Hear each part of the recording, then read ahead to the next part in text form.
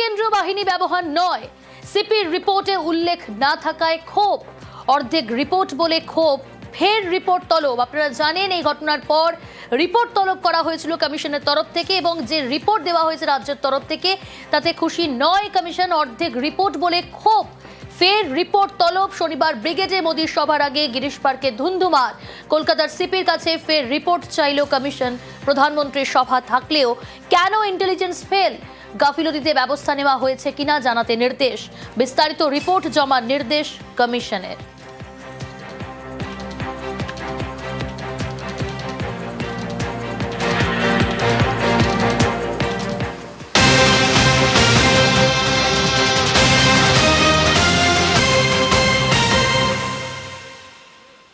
এদিকে আজ তৃণমূল ছেড়ে আইএসএফ এ আরাবুল ইসলাম। আইএসএফ এ যোগ দিচ্ছেন আরাবুল। যেমনটা জানা যাচ্ছে যে আজই তৃণমূল কংগ্রেস ছেড়ে আইএসএফ এ আরাবুল ইসলাম।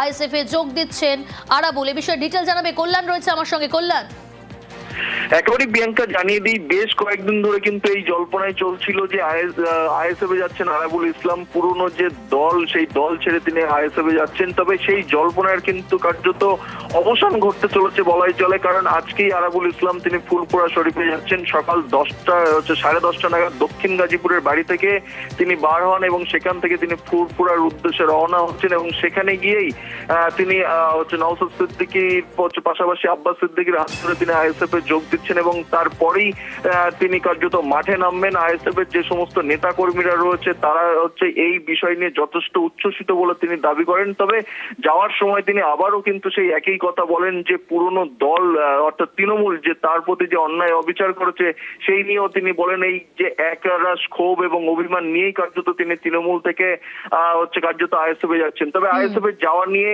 এলাকার যে সমস্ত সাধারণ আইএসএফ কর্মী থেকে শুরু করে নেতৃত্ব রয়েছে তারা যথেষ্ট আনন্দিত। কারণ হিসাবে তিনি বলছেন যে আইএসএফ এর যে সমস্ত নেতৃত্ব রয়েছে এলাকায়, যে ভাঙড় বিধানসভা, সেই ভাঙড় বিধানসভাতে আরাবুল ইসলাম যদি তাদের সামনে থাকে তাহলে আরো তারা শক্তিশালী হবে বলেই কিন্তু দাবি করছে। আরাবুল ইসলামের পাশাপাশি কয়েক হাজার কিন্তু তৃণমূল কর্মী সমর্থক যারা এখনো পর্যন্ত তৃণমূলের রয়েছে, যখনই আরাবুল ইসলাম কনভার্ট হবে আইএসএফ এ তার পরপরই কিন্তু এই সমস্ত তৃণমূল কর্মীরাও কিন্তু ধীরে ধীরে তারা আইএসএফ এ চলে যাবে বলে তিনি দাবি করছেন। তবে সামনেই বিধানসভা ভোট, সেই ভোটে অবসান, তৃণমূল ছেড়ে আজ আইএসএফ এ যোগ দিচ্ছেন আরাবুল ইসলাম। বেশ, যে দলটা দীর্ঘদিন ধরে দলের ঝান্ডা মাথায় নিয়ে দলটা করে এসেছি, দল আমাকে গুরুত্ব দেয়নি, দল আমার সাথে ভালো ব্যবহার করেনি, সেই কারণে অনেক গল্প আছে বলার, আমি পরে বলবো। আজকে আমি একটা নতুন দলে জয়েন করতে যাচ্ছি আইএসএফ এর নেতৃত্বে।